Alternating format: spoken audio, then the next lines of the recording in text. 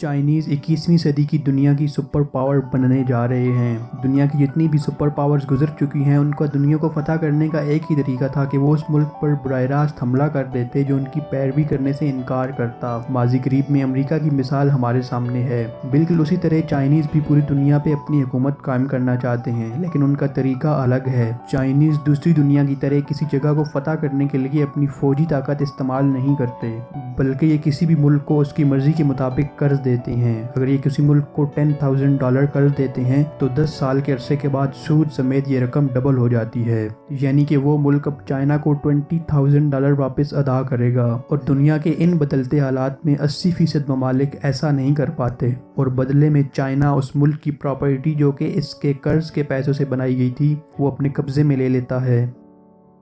कुछ अरसा पहले श्रीलंका ने चाइना से कर्ज लिया और उस कर्ज से श्रीलंका ने हाईवेज, एयरपोर्ट्स, शिपिंग पोर्ट्स और ऊंची इमारतें तामीर की। लेकिन कुछ ही सालों बाद श्रीलंका ये कर्ज बेइंतहा सूद की वजह से वापस ना कर सका और चाइनीज़ ने बदले में वो सारी प्रॉपर्टी अपने कंट्रोल में कर ली जो इस कर्ज के पैसे से बनाई गई थी। मतलब कि श्रीलंका ने अपने मुल्क का एक हिस्सा गंवा दिया। और इसी तरह चाइना ने पापा न्यू गिनिया को $2 बिलियन कर्ज के तौर पर दिए और जब वो रकम वापस अदा ना कर सके तो चाइना ने उनके मुल्क का एक हिस्सा अपने कब्जे में कर लिया। और मजीद ये कि इसी तरह Maldives, Pakistan, Malaysia, Laos, Kazakhstan, Mongolia, Egypt, Kenya और साउथ अफ्रीका भी इसी तरह के चाइनीज़ मनी ट्रैप में फंस चुके हैं।